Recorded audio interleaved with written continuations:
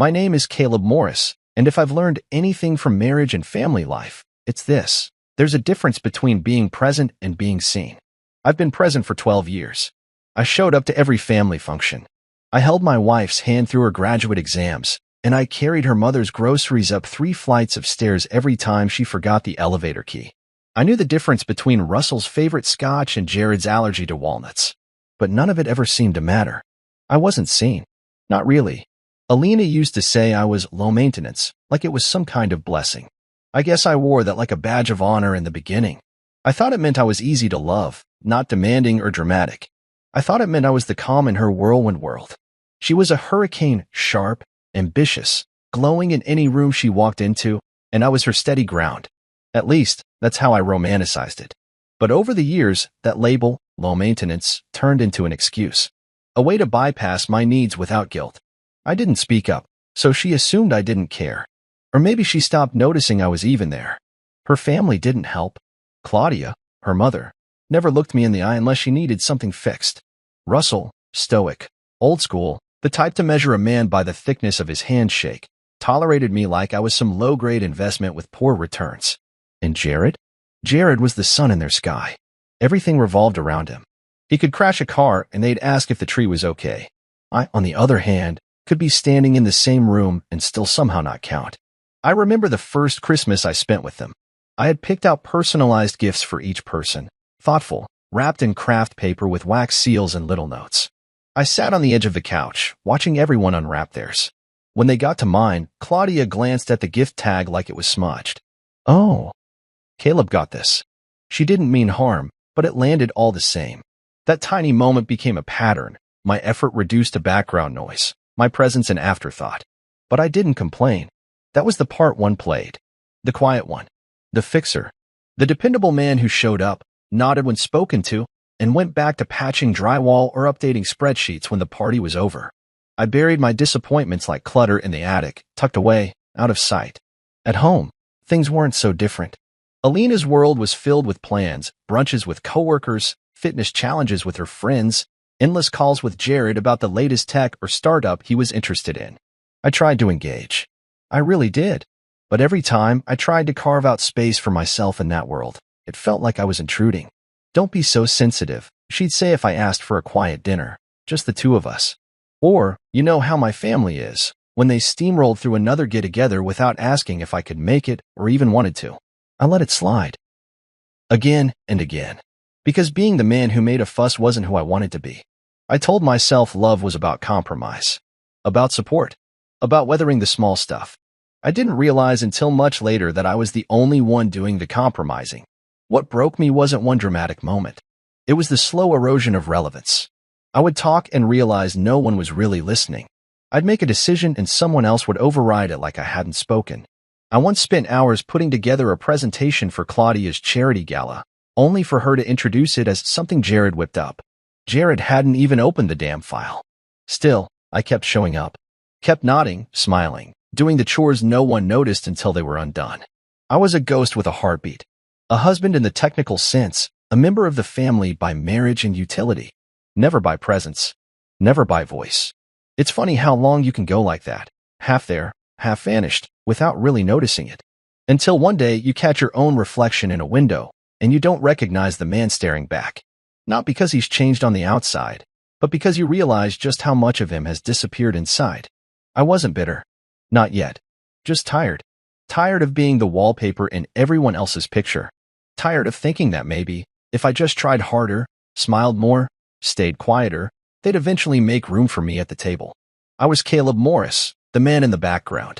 But not forever. My 35th birthday began like any other Tuesday, gray sky, lukewarm coffee, and the quiet hum of a life that had long since settled into routine. I didn't expect balloons or confetti. That was never my thing. But I think, deep down, I expected something. Maybe a hug before Alina left for work. A quick, happy birthday, old man, over scrambled eggs. Even a Post-it on the fridge would have done the trick. But when I walked into the kitchen, it was spotless and cold. No eggs. No Post-it. Just a clean counter and a note reminding me to pick up Jared's dry cleaning.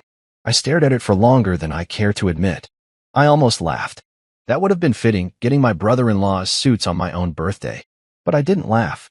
I crumpled the note and shoved it in my back pocket. Alina wasn't home. She had an early meeting, apparently. I poured myself some cereal and scrolled through my messages. Work notifications. Spam. A birthday text from Ruben, the kind of friend who never forgets the little things. Nothing from Alina. Nothing from her parents.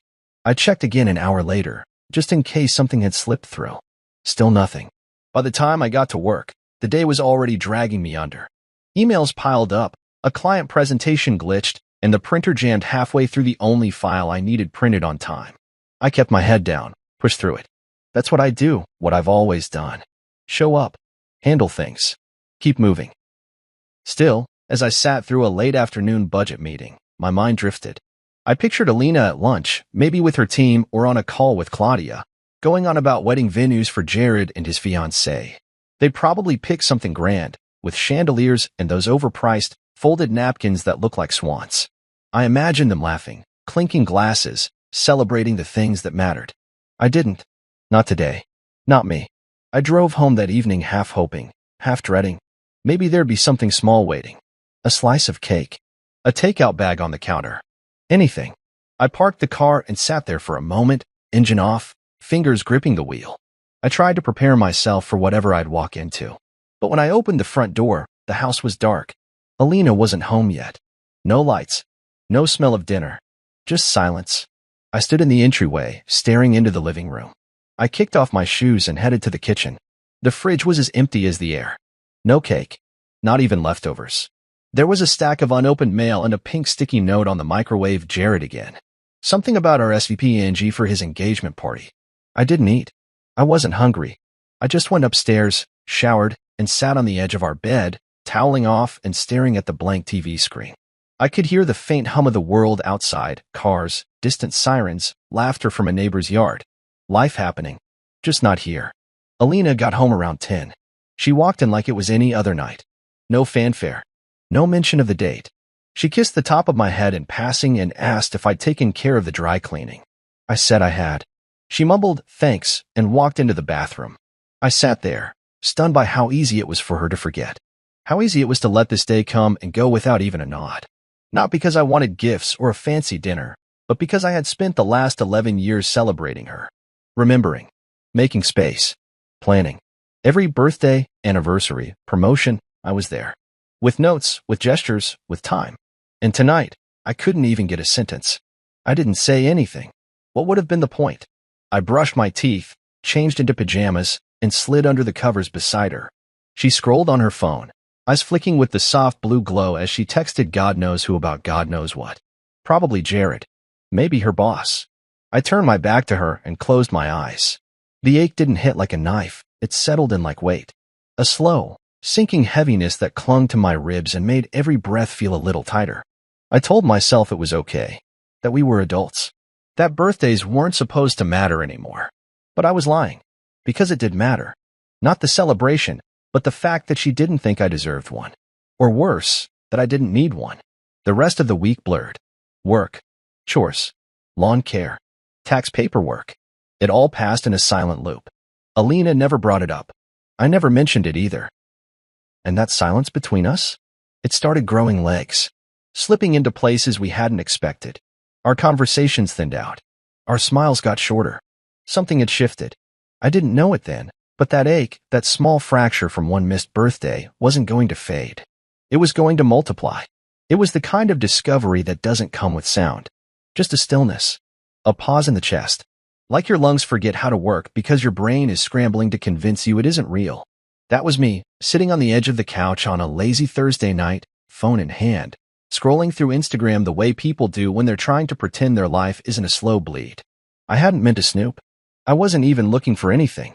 I'd just gotten home from another long shift at the firm, kicked off my shoes, and let muscle memory carry me into the mindless ritual of swiping through stories and reels.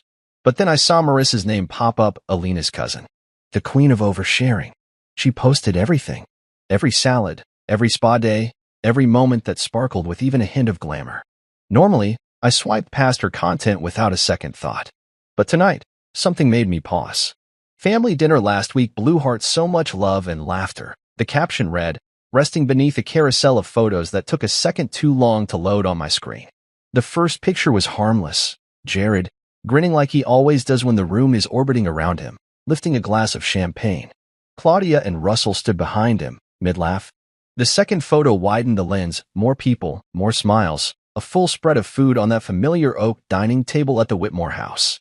Alina was there too, her hand on Jared's shoulder, her other arm looped with her mother's. Everyone looked so happy. I clicked to the third image, and that's when it hit me. Like a punch I didn't see coming. A birthday cake, sitting proudly in the center of the table. Blue icing. Gold lettering. And though part of the message was obscured by someone's glass of wine, the visible part was crystal clear. Happy Bert. My mouth went dry. The next few photos were a blur, candles, balloons, the whole family toasting, someone hugging Jared while he unwrapped a wireless speaker set.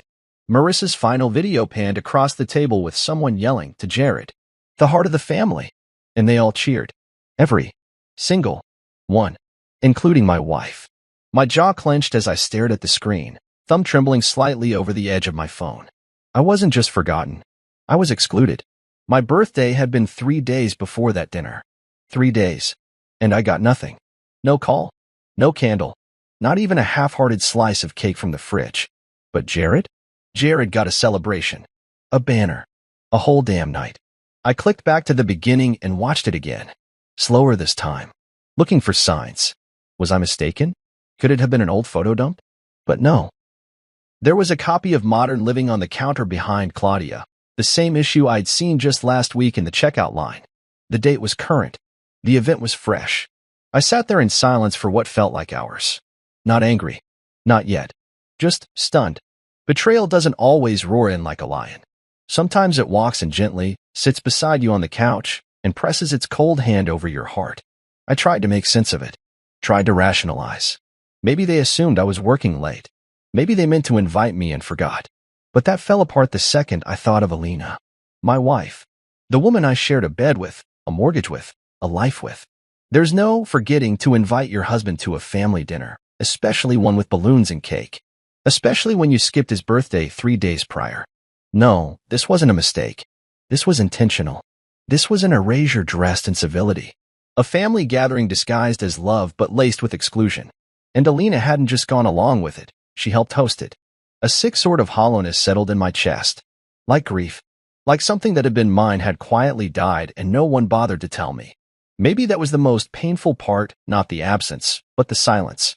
The way it was all handled so neatly, so casually, like I was a detail they edited out in the final draft. I stood and walked into the kitchen, not even sure why. I opened the fridge, stared at the shelves, half a bottle of wine, some leftovers in foil, eggs. No cake.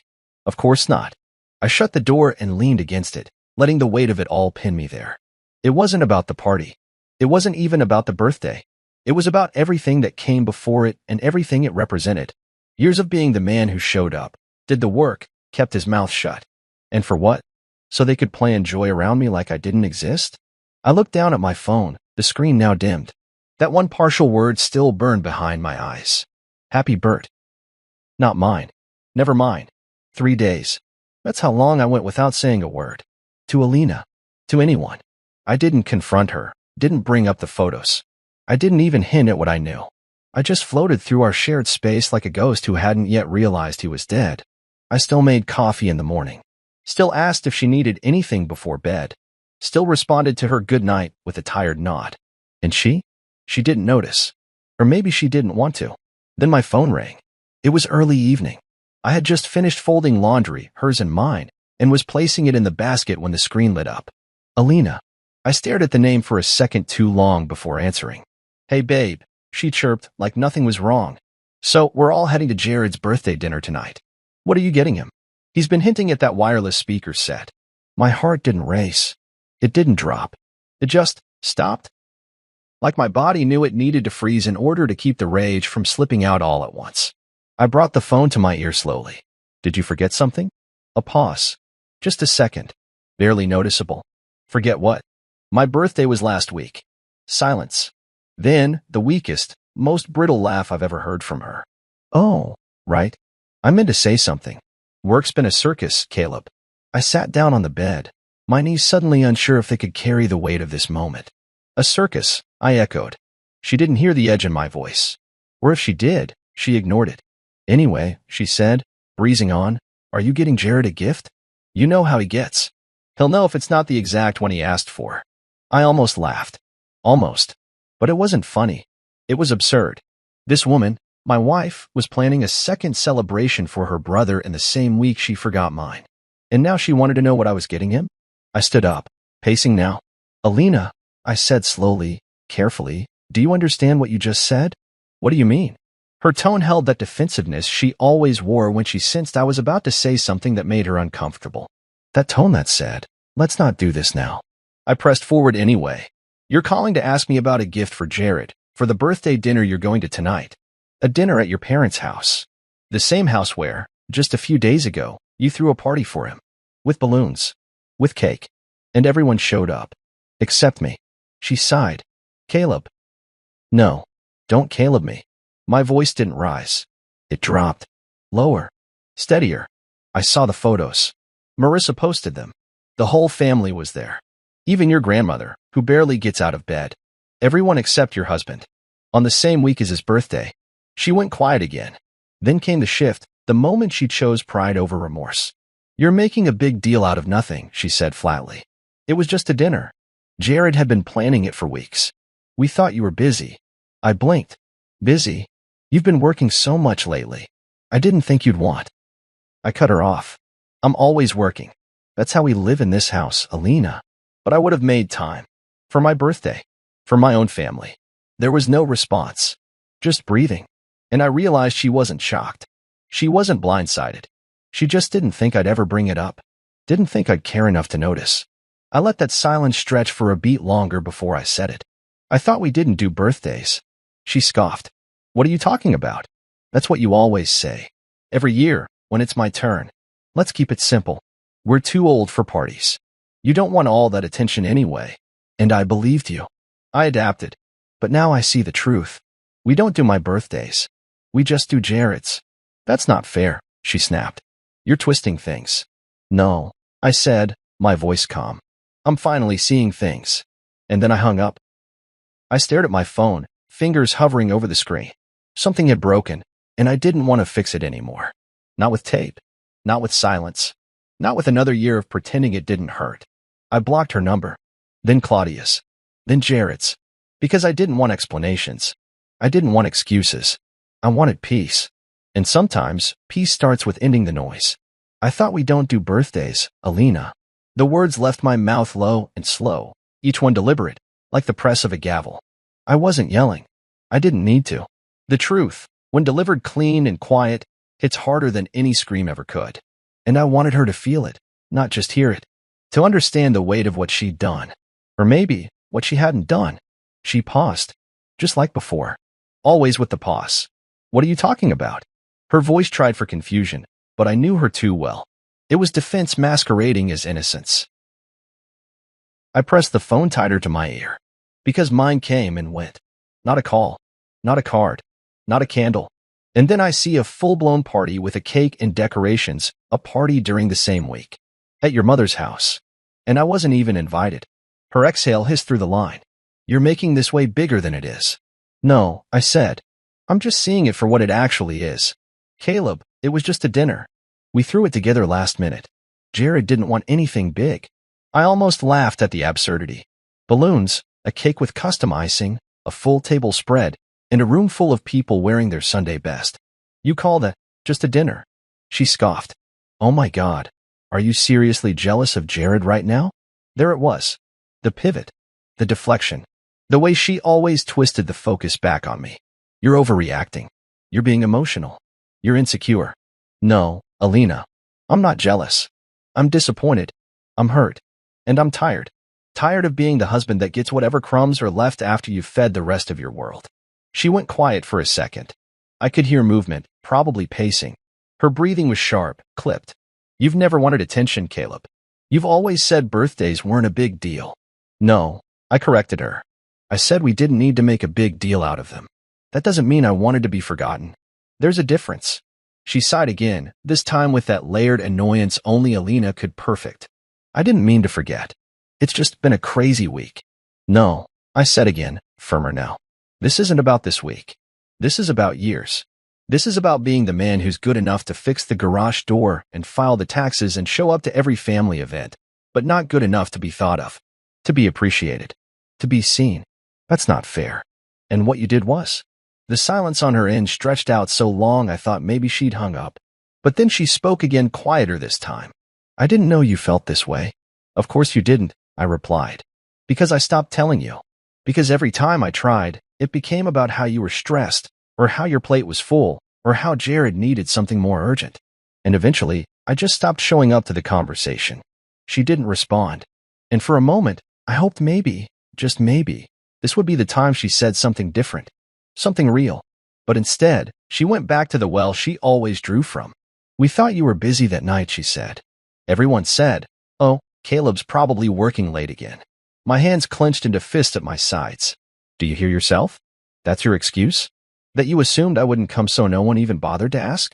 That you celebrated your brother's birthday while mine sat quietly in the rear view, unnoticed? Her tone sharpened. I'm sorry you feel left out, but you're acting like we committed a crime. It was a dinner. You're blowing this way out of proportion. And that was when I knew. This conversation wasn't going anywhere. She didn't get it. She didn't want to get it. Because to understand what I was saying would mean accepting responsibility, would mean sitting in the discomfort of her choices. I pulled the phone from my ear and stared at the screen. Her name, still glowing there.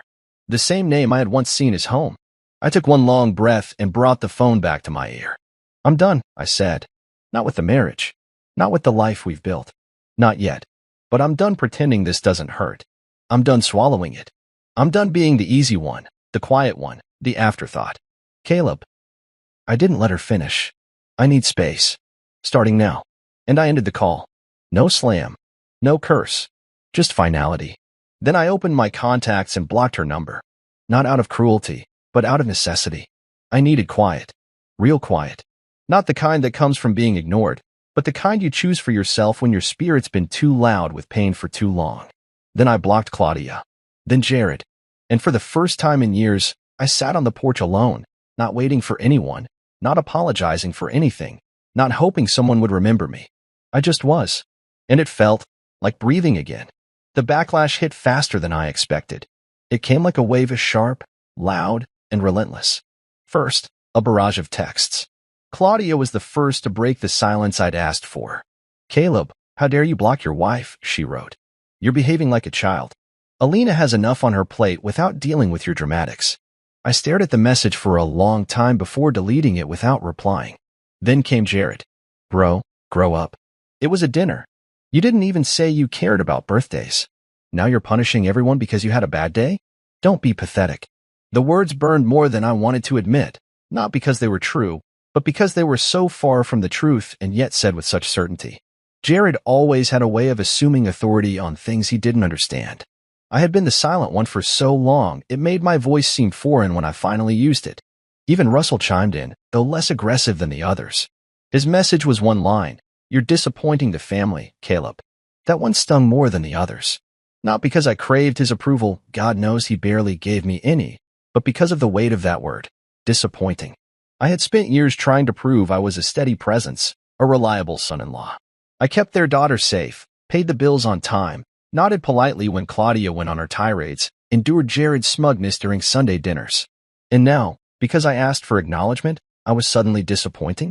I didn't answer any of them. Instead, I did something that felt foreign but freeing. I turned my phone off. Not silenced. Off. Then I set it face down and let the world rage on without me. That week felt like stepping out of a thick fog. I moved through my apartment in silence, but for once, it was the kind I chose. I cleaned the kitchen. I cooked for myself, not just throwing together meals out of obligation, but actually cooked. I slept with the window open, letting the city sounds lull me to sleep. I walked to the coffee shop a few blocks away every morning and sat with a book I hadn't touched in years. I went to therapy.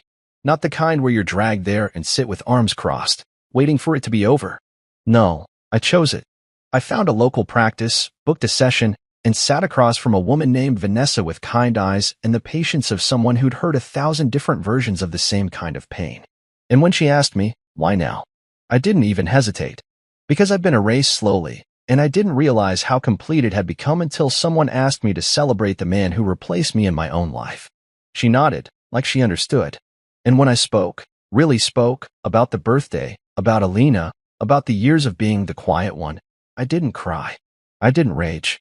I just let it out, like exhaling after holding my breath underwater too long. After the session, I reached out to one person. Ruben. We hadn't spoken in a while, not since he moved across the city and started working nights. But I knew if anyone could anchor me back to the version of myself I'd buried under family obligations and silent resentment, it was him. We met for dinner at a pub near his apartment, simple, casual. He walked in with that same easy swagger he always had, clapped me on the shoulder, and grinned. You look like a man who just walked out of a long nap and realized the house was on fire. I smiled for the first time in days. Over burgers and beer, I told him everything. And when I finished, he leaned back in his chair, arms crossed, and said something I'll never forget. You've been a lighthouse in a town that only looks inland. Your job's been to shine, to guide, to hold steady. But if no one's listening, no one's coming to shore. That's not your failure, man. That's theirs. You're allowed to stop shining for people who never intended to find you. I didn't respond right away. I just let it sink in. He was right. For so long, I thought being strong meant being invisible. That love meant being quiet. That family meant endurance. But maybe strength was speaking up. Maybe love included being seen. And maybe family, real family, didn't ask you to disappear to make room for their favorites. I left that dinner feeling different. Not healed, but aligned. And with that came clarity. This wasn't just about a birthday. It was about years of silence that hadn't protected me. They had erased me. And I wasn't going to be erased anymore. The knock came on a rainy Thursday afternoon, 2 months after I had walked away from the Whitmores, blocked every number, and poured the pieces of my life into therapy, solitude, and slow healing. I wasn't expecting anyone. My doorbell hadn't rung in weeks. And in that silence, I had grown comfortable. I wasn't hiding. I was simply reclaiming space I had long been pushed out of. I had just set down a mug of chamomile tea and pulled a blanket over my lap when the knock echoed again, firmer this time. Not urgent, not angry, just present, like whoever was on the other side knew they didn't belong here anymore, but came anyway.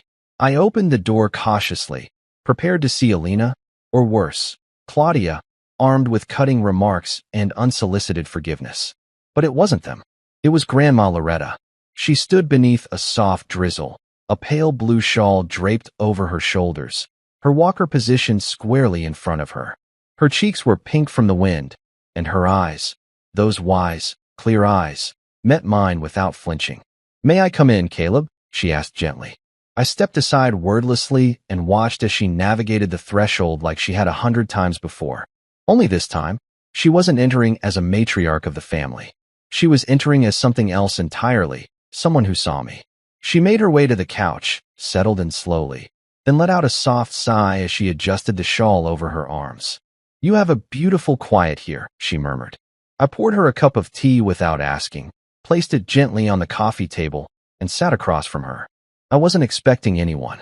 "I know," she said, but I couldn't stay silent anymore. Not after what happened. I didn't respond. I didn't have to. The silence between us was heavy, but it wasn't empty. "I was at that dinner," she began, her voice low measured. "The one for Jared." I nodded slowly. "I asked where you were," she continued, hands folded in her lap. "They told me you were traveling for work, that you sent your love." I looked down at the rug, a bitter laugh nearly escaping. "Of course they did. I believed them," she said. "At first. But the moment I looked around that table, I felt something was off. Not because you weren't there, but because no one seemed to miss you." Her words hung in the air like thick fog. "I've been watching for years," she added, "watching the way they treat you like wallpaper. Useful, present, but never really seen. That dinner wasn't just a party. It was the final slap. A quiet statement that said you didn't matter." I swallowed hard. That was the most painful part. How easy it had been for them to leave me out. Like trimming a loose thread. Loretta reached into her purse, her hands trembling slightly as she fumbled with a clasp. "This wasn't supposed to happen this way," she said. But then again, a lot of things weren't. She pulled out a small velvet envelope and passed it across the table to me. I opened it slowly, carefully. Inside was a folded piece of stationery, thick and cream-colored, and something else, cool and metallic. A pocket watch. I turned it over in my hand. its surface worn, the engraved initials faded but still legible, EWL. Edward Wesley Loretta, her late husband, the man everyone said Jared reminded them of, the family's guiding light. I was going to give it to you years ago, Loretta said softly. Eddie would have wanted it to go to the one person in the family who carried his quiet strength, his patience, his sense of duty. I kept holding off, thinking there'd be a perfect time. Then I realized, waiting for the right time is what this family does best. We wait until the damage is done. Then we pretend it wasn't. I stared at the watch, unsure what to say. She leaned forward slightly, eyes glistening. It's yours, Caleb. It always was. You don't need a birthday to deserve something meaningful. You don't need to be loud to matter. I nodded, unable to speak. My throat tightened, the weight of her words pressing deep into the cracks I'd been trying to seal. I'm sorry, she added, for their blindness, for their neglect, and for not stepping in sooner. I looked up and met her gaze. Thank you, I whispered. She reached out, placed a frail hand over mine. You're not the man in the background, Caleb. You never were. You're the frame, the foundation. And even if they never acknowledge it, I will. She stayed a little while longer. We didn't talk much after that. We didn't need to. When she finally rose to leave, I walked her out, the pocket watch still resting in my palm. As the door shut behind her, I stood in the middle of my living room, staring down at it. It wasn't just a gift. It was a recognition, a relic of legacy handed to someone who had always been too polite to demand it. And for the first time in a long time, I felt seen. A week after Loretta's visit, I found the letter in my mailbox. No text before, no knock at my door, just a plain white envelope, my name written on the front in handwriting I knew as well as my own. Alina. Clean, careful script. The kind she used when she wanted to get something right. I held it for a while before opening it. Not because I wasn't curious, but because I needed a minute to brace myself. This wasn't a text she could type and delete in a heat of emotion. This was ink on paper. Intentional. Measured. Permanent. I opened it slowly, unfolded the page inside, and began to read. Caleb, I've started this letter 4 times and thrown each draft away. I think it's because nothing I write feels like enough. There's no perfect way to apologize for erasing someone's birthday, especially not when that someone is the man who's given me everything and never asked for anything in return. But I need to try anyway. By the second sentence, my chest was tight. Her words didn't ramble. They didn't spiral into justifications or excuses. She wasn't hiding behind her usual tone of deflection. For once, she was writing from a place of vulnerability. And I kept reading. Slowly, line by line. I don't know when I started treating you like a fixture instead of a person. Maybe it happened over time, gradually, quietly. Maybe I took your steadiness as a license to stop showing up the way you always did. You never complained. You never asked for more. And I told myself that meant you were fine. That we were fine. But we weren't. And I see that now. She wrote about Jared, about how he had always been the loud one, the one who demanded attention and usually got it. She admitted she had spent years prioritizing his needs, trying to earn her parents' approval through him. She confessed that somewhere along the way, she started seeing me as her calm space, her safety net, but not her equal. You became my home, and I stopped checking to make sure the door was unlocked for you too. That line hit harder than anything else. I won't pretend this all changed overnight. I won't insult you by blaming it on stress or forgetting. I didn't forget your birthday, Caleb. I ignored it. I chose not to deal with it. I told myself you wouldn't care. I didn't want to sit across from you and see what I'd done. So I stayed quiet. And then I stood beside a cake and clapped for Jared while you sat at home wondering why no one remembered you. I can't take that back. But I won't lie about it either. I set the letter down for a second, my hand resting over the last few lines. I took a breath, stared out the window at the bare tree across the street. Then I picked it back up. There are 100 things I should have seen sooner, but I think the moment that finally made me stop running was when you didn't yell. You didn't fight or chase. You just walked away. And for the first time, I felt what it meant to lose something you assumed would always be there. I don't deserve forgiveness right away, and I'm not asking for things to go back to how they were. Honestly, I hope they don't, because I don't want to be the version of myself who could do what I did to you. I want to become someone who notices you, who chooses you, out loud, on purpose. So I'm asking, just once, if you'd be willing to meet me for coffee. No pressure. No expectations. Just honesty. Just a conversation between two people who once built a life together and might still have something left to rebuild. You choose the place. I'll show up. Fully. Alina. I stared at the closing for a long time. Fully. It was a word she never used lightly. Alina had always been the master of control, polished, put together, always presenting the version of herself she thought the world expected. But here, in these handwritten words, I saw the real her.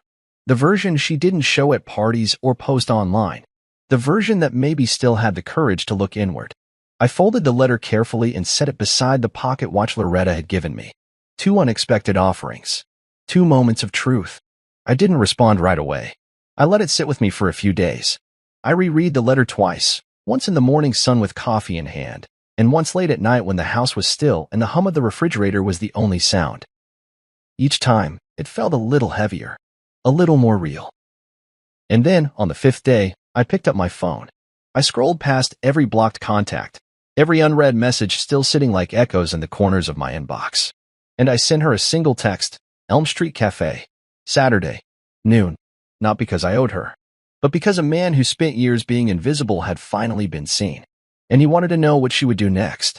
I arrived 15 minutes early, not because I was nervous, but because I wanted to feel the space before she entered it. Elm Street Cafe hadn't changed much, still smelled like cinnamon and roasted beans, still had the chipped brick walls and scuffed wooden floors that gave it a kind of imperfect charm. It was a place where real conversations happened. Not the kind you rush through on your phone, but the kind where time stretches and words actually mean something. I picked a small corner table near the window. The seat I chose gave me a view of the door. I didn't want to be surprised. I wanted to see her walk in, wanted a moment to study her face before I had to speak. My hands were folded loosely on the table. No coffee yet. I wanted to order after she arrived, let her decide if she even stayed long enough for it. At exactly noon, she walked in. Alina looked softer than I remembered. Not physically, but in the way she carried herself. She wasn't dressed for performance, no stilettos, no bold lipstick, no phone in hand like a weapon. She wore a cream sweater, jeans, and flats. Her hair was pulled back, not styled, and her eyes were scanning until they found me. When they did, she didn't smile. Just gave a small nod, like acknowledgement, like respect. She walked over, sat across from me, and for a moment, we didn't speak. The air between us was full of years, both spoken and unspoken. "Hi," she finally said. "Hi. I wasn't sure you'd show," she admitted. "I wasn't sure you'd come," I said back. A crooked smile played on her lips for half a second before fading. "Can I order something? Or—" "Of course," I said. "Go ahead." She stood, went to the counter, and returned with a mug of chamomile tea and a slice of banana bread. She remembered what I liked, and I wasn't sure how I felt about that. When she sat again, she looked at me carefully. "Thank you. For coming. I mean that." I nodded. "You said you wanted honesty. That starts with showing up." She sipped her tea, then wrapped both hands around the mug like she was grounding herself. "I've been thinking about how to start this. I rehearsed 100 different openings, but I think the only right one is, I'm sorry." I let the words sit. Let them breathe. "For what, exactly?" I asked. Her eyes didn't flinch. "For choosing to ignore your birthday. For standing next to a cake and pretending it wasn't built on someone else's pain. For making you invisible, not just that day, but for years. And for letting myself believe that your silence meant you were okay." I studied her. Not with anger. Just with curiosity. She wasn't performing. She wasn't checking off boxes. She was telling the truth, or trying to. "Why?" I asked. "Why was it so easy to erase me?" She looked down at her cup. "Because it made life simpler. Because I've spent so much of my energy juggling my parents, Jared, work. I told myself you didn't need anything. That you were fine without attention. That if I just kept the other plates spinning, you'd stay upright. But I was never a plate," I said quietly. "I was your partner. And you treated me like a fixture. Like part of the furniture." She nodded slowly, shame creeping into the corners of her face. "I know. I see that now." There was a long pause. The cafe hummed around us with quiet conversations and the hiss of steamed milk. I didn't rush to fill the silence. Neither did she. Whose idea was it? I asked finally. The dinner. The decision not to include me. She looked up at me, and to her credit, didn't lie. "Mine," she said. "I told Mom you'd be too busy. That it would be awkward. That you wouldn't enjoy it anyway. And she just agreed." I looked down at the table, my fingers tracing a faded ring in the wood grain. "So it was easier to write me out than to face me." "Yes," she whispered. Because facing you meant seeing what I'd become. I let the weight of that settle. We talked for a long time after that. Not about everything. Not about forgiveness or moving back in or where we'd go from here. Just about the truth. About the rot that had taken root in our relationship. About the years I spent being the man behind the curtain. About the moments she felt like she was drowning and didn't know how to ask for help. It wasn't clean. It wasn't cathartic. But it was real. And real was more than we'd had in a long time. As she stood to leave, she hesitated. "I'm not asking you to come home," she said. "I just want to know if you think there's still something worth saving." I looked at her for a long beat. "I don't know," I said honestly, "but I think I'd like to find out." She nodded. No tears. No grand gestures. Just the smallest flicker of hope in her eyes. "Me too," she said. Then she walked out the door. And I stayed at the table, sipping my coffee, wondering for the first time in a long time if maybe the rebuild could be something stronger than what we lost. 6 months later, my birthday arrived again, but this time, it didn't sneak up on me like an unwanted reminder of everything I wasn't. It came softly, without dread, without the usual pit in my stomach. And 2 weeks before it, my phone buzzed with a message from Alina. No assumptions. No presumptions. Just a question. Would you be open to a small celebration? Just us, or the family if you're ready. You choose. Those 4 words, you choose, meant more to me than anything she had said in our years of marriage. Because choice was something I hadn't felt in a long time. And now, standing at the threshold of 36, I finally had it. I thought about it for 2 days before responding. Not because I didn't know the answer, but because I wanted to be sure it was mine. And when I finally replied, I said, a quiet dinner. Just a few people who've shown up. The night of my birthday, I drove to the restaurant by myself. It wasn't anything fancy, just a little bistro downtown with soft lighting and music low enough that you could hear yourself think. I arrived early again, like always, and asked for the corner booth. The host smiled and said, "They're already here." And when I turned the corner, I saw them. Ruben, raising his glass of water and mock toast the moment he saw me. Jessica, my colleague turned confidant, with her usual radiant grin and a gift bag tucked at her feet. Grandma Loretta, sitting proud and small in a cushioned chair, the pocket watch I now wore on my wrist reflecting softly under the light. There were a couple of other friends too, ones who had remembered every year, even when I hadn't wanted to talk about it. And Alina. She stood when I approached, wearing a simple navy dress and holding nothing in her hands. She didn't move toward me. She didn't hover. She just smiled, nervous, warm, present. "Happy birthday, Caleb," she said. I nodded, unsure how much I could offer back, but the words came easy. "Thank you." We took our seats. The dinner wasn't extravagant. No speeches. No forced conversations. Just good food, laughter that came naturally, and a steady feeling in my chest that this was what it should have felt like all along. Halfway through the meal, the server came out carrying a cake. It wasn't flashy. No fondant or gold flakes. Just chocolate, the way I liked it, with buttercream frosting and blue-piped lettering that read, "Happy birthday, Caleb." My name. My actual name. Not some vague inscription. Not a group chant that forgot to include me. Not a half-hearted cupcake on the counter at midnight. A real cake. For me. I didn't realize I'd stopped breathing until Ruben nudged me. "That smile's about 6 years overdue, man." I exhaled a laugh and nodded. "Yeah, it is." We took pictures. Not the kind you stage. The kind someone captures while you're laughing, mid-bite, or leaning over to whisper something to Grandma Loretta, who insisted on having decaf coffee at 8 p.m. because, in her words, what's left to lose? At one point, I caught Alina looking at me, not longingly, not sadly, but steadily. She wasn't expecting anything. She was just witnessing. And for once, I didn't feel the need to look away.